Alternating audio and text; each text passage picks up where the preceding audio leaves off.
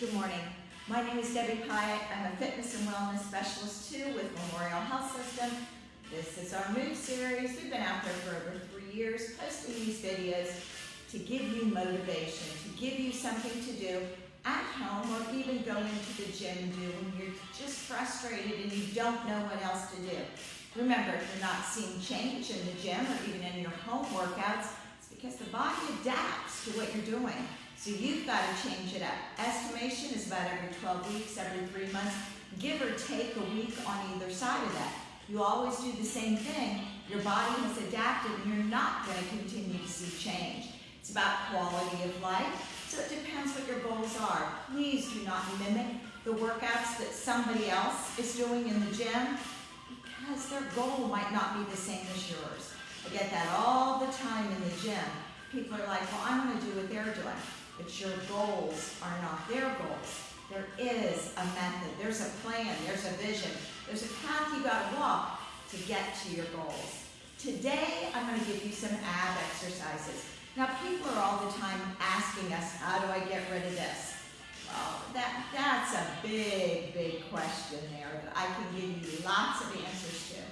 But number one, we have to have a strong core. Core is the front side, it's not just the abs. It's the obliques, it's the sides, it is the back. Why? Because of quality of life. So we can maintain our posture, so we can maintain balance. I posted a video a couple of weeks out there about good posture in the gym. Every piece of equipment you are on, every dumbbell you lift, you should be using good posture. If not, you're reinforcing the bad posture. One day that's going to catch up to you. You might not be there now. Someday you're going to get there and then you're going to lose your balance because you've reinforced poor posture, rounding the shoulders, not keeping the rib cage lifted, not engaging those abs. So I'm going to show you some standing abs, some seated abs, and even some abs on the bench. Abs on the bench you can also do on the floor. I'm just going to do it up here because it's a little bit easier for you to see me. So we're going to start out grabbing a set of dumbbells. Remember, if you don't have dumbbells in your home, no problem. Everything in your house weighs something. Put a child on each side, put a cat. Anything around your house has weight to it. So don't use the excuse, I don't have the proper equipment at home. And truly, you don't even have to use any weight if you concentrate on your form. So I'm going to grab a set of dumbbells and we're going to do some side bends. So remember, you can do this at home even without dumbbells. Feet are apart, nice wide base. Open that chest, lift through the rib cage, and engage your abs. My legs are straight, but my knees are not locked out. They're relaxed.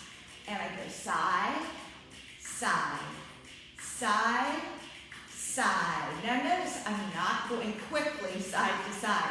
We don't want to do that, especially when this is the first exercise I've done today. Why? Because if something is out of alignment a little bit in my back, I'm going to make it worse by going so quickly. Let your body take the time it needs to adjust to the movement. Now, when I go over to the side, notice I'm not bringing the shoulder forward. I'm also not pulling up the opposite side. That's an exercise, but that's not what we're doing. When you lean over, you want to use your side muscles to pull you back up, not just momentum, a little bounce and come up. Over, squeeze the side. Over, squeeze the side. You also want to go as low as you can. I try to get past the knee every time. Keep the shoulders down. You want to make sure that your feet are rooted and grounded. That's a Tai Chi, Qigong thing that I use all the time. It's very important to balance. It's very important to safety and lowering our risk of injury. That means my whole foot has to be rooted and grounded, engaged with the floor. Whether I'm in my bare feet or whether I have shoes on, I need to spread those toes out. We were given 10 toes for a reason. We need to utilize them all for balance and strength. Side to side, squeezing those abs. Now, once you get warmed up, if you want to go a little faster now, but make sure that you are still using your side to pull you up and not letting momentum take over. Like I said, there are variations where we pull that arm up side to side. That's not what I'm doing today. Now, the right side, down, up, down, up. Squeeze those abs. Keep that chest open.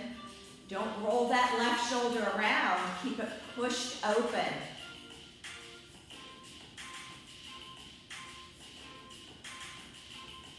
And let's go to the left side. So we're just concentrating a little bit more to gain some fatigue on one side by doing multiple repetitions and not alternating anymore. The alternating was so my body could get used to the movement. Like I said, this is my first exercise this morning. All right, now, that's kind of just a warm-up for our abs, but it does work those sides. So if you're going to use that as your exercise, you're going to want to do 4 sets, even if you're a beginner. I didn't count those out, just was kind of using it to get my body ready to use my core, getting it warmed up, getting circulation flowing through there. It's a great exercise though, so if you're going to do it 4 times through, not just once like I just did.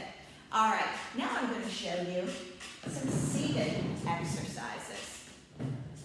So I'm sitting down in this chair. Now, let me show you from the side. I do not use the seat back. I move forward because this in itself is a core strengthener. This is a core exercise. I teach this in all my classes, even if they're bookwork classes where people are seated for lengthy periods of time. Moving forward, lifting through the rib cage, using your own core strength to hold you in proper position is a core exercise. You can start doing it at church. You can start doing it in meetings. Do it in your car every time you get to a red light. Lean away from that seat back, lift through the rib cage, engage those abs. So that's a position I'm going to hold the whole time I'm doing seated ab work. So I am using my core in more ways than one. So we're seated.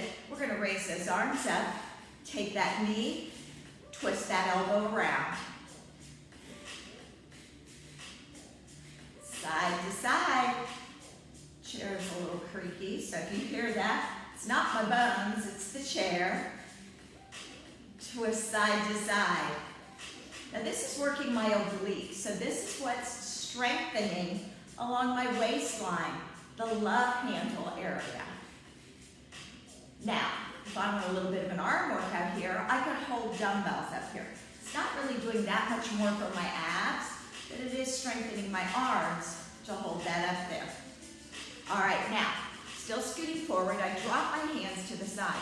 A little easier if you have a chair that doesn't have arms on it, but I can work with this. So arms to the side, rib cage lifted, shoulders down, chest open, long neck, chin up. Man, I got a lot of rules. So, side to side, like what we just did. Now, this is hitting things a little bit differently. I can feel a lot of this in the top of the hip, which is where we get a little bulge at the top of our jeans, or that little bulge that shows through that shirt that's a little too tight and we're uncomfortable with it. So this is hitting that hip area besides hitting the waist. Every time I'm coming all the way up, rib cage lifted, abs tight, chest stays open. I'm not getting complacent here and reaching side to side, letting my posture go. Keep that posture alignment the entire time. Now you can add dumbbells here or any type of weighted object. Let's stay to the right. 2, 3, 4, 5, 6, 7, 8. Let's go to the left. 1, 2, 3, 4, 5, 6, 7, 8. Now we're going to reach out and up, reach out and up. Make sure that you're keeping both sit bones or both hips pushing down into that chair. Don't let your butt cheek lift side to side. There, I said it, plain English. Don't let that butt cheek lift up. Reach, Still coming up tall in the center, not just passing through. Okay, that's not giving it your all. Reach out, lift. Reach out, lift. Reach out, lift. My feet are rooted and grounded. That keeps me stable out at the end of the chair, that I'm not going to fall out. Now, let's cross our arms across the body. Fingertips on the shoulders, lifted high, twist. Now, I would not do this twisting one as a first exercise. The body needs to be warmed up. As I said in the beginning, we want to make sure everything's in alignment in the back before we start any twisting movement. Squeeze those abs as tight as you can get them. Don't let those sit bones come off the chair. Keep the shoulders down. Keep that neck long. Belly button to the spine.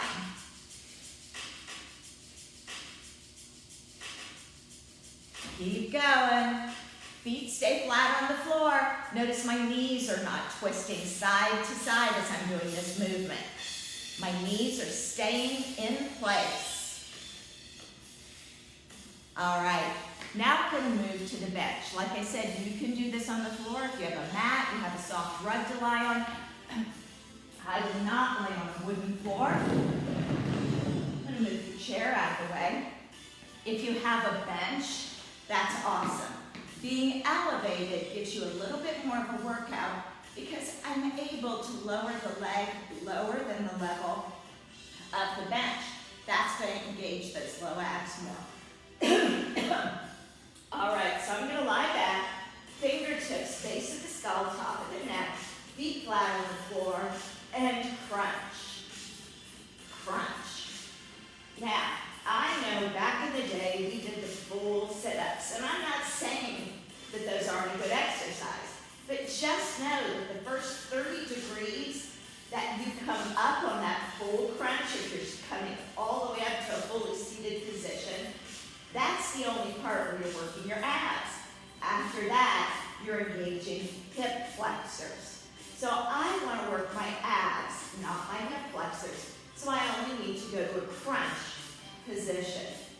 Now with my feet resting on the floor, I'm hitting those lower abs more than if my whole body was lying on the floor.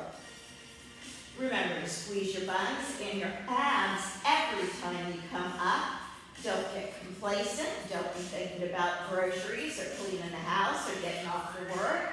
Think about the muscles you're working. You squeeze the abs and the buns every time you come up. Now I'm going to add a little bit of oblique work, and I'm going to reach the arm through and raise the leg. I crunch and reach. I crunch and reach. Crunch and reach. Notice my chin is lifted. I am looking at the ceiling. I am not looking in at my legs. I am looking up at the ceiling, keeping space between the chin and the chest. Blow out when you go up. Breathe in when you come back. All right. So there's a couple exercises. If you have an elevated surface, I recommend you do it on an elevated surface. Unless you're afraid you're going to fall off, then by all means stay on the floor. You can do it on the floor, but like I said, my feet are going lower than my hips, therefore it's engaging my low abdominal area a little bit more. So, again, that was just one time through. If you want to see results, at least hit it 2 times through. For moderate to advanced people, you want to hit it 4 times through, or just lengthen your sets. You have to get the muscles to a state of fatigue. They can't just stay where they have always been. Now, we're going to do a plank off an elevated surface. So I'm going to make sure that my wrists are directly below my shoulders. My abs are engaged. I keep my shoulders away from my ears. What you don't want to do is sink down like this, so shoulders and ears are close together. I don't want to have my hands out in front of my shoulders. I don't want to have my hands back behind my shoulders. Wrists directly under. I don't drop the pelvis so I have a sway back. I engage my core muscles to hold myself up. Now, this is an easier form of a plank because I'm elevated. For those of you that want to make it more difficult, you can just do it flat out on the floor, or if you really want to take it to an advanced level, put your feet on the higher surface and hands to the floor. Now we can add some variation to this. Tiny little pulses through the heels, back and forth. I don't want to do too much swinging movement because again, I don't want those shoulders pushing out very far beyond those wrists. But these little pulses, I can feel it more in my abs when I do this. Now I can add a twist. Drop right, drop left. Drop right, drop left. I still am engaging my core to support that back, but I'm putting a little twist in there. I'm not letting it drop. I'm controlling the twisting movement, so I'm working those obliques a little bit. Hitting the back in a little bit different area. All right, bring that up. Now, I showed you some variety there on the planks. You can just hold it stationary. You can do those little presses through the feet. You can do twisting there. As you do those, you can combine them all together like I just did, or you can start out at 20 seconds doing just the stationary, then 20 seconds at doing the pulses through the feet, and then 20 seconds, do the twist. Then increase those. After you've done them several workouts at 20 seconds each, push yourself to 30 seconds. After that, hit 45. Your ultimate goal is to get to 1 minute on each of those.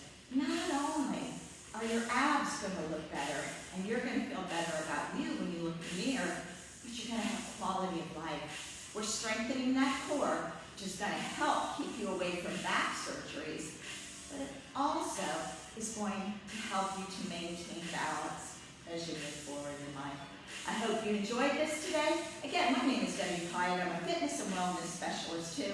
This is our Move series. Everything out there is labeled. I've done over 3 years worth of videos. Scroll through from chair exercises to standing exercises to weightlifting to flexibility to foam rolling, stability ball, you name it, it's out there. Thank you very much. I'll be back again next Friday. You guys have a great weekend. Bye-bye.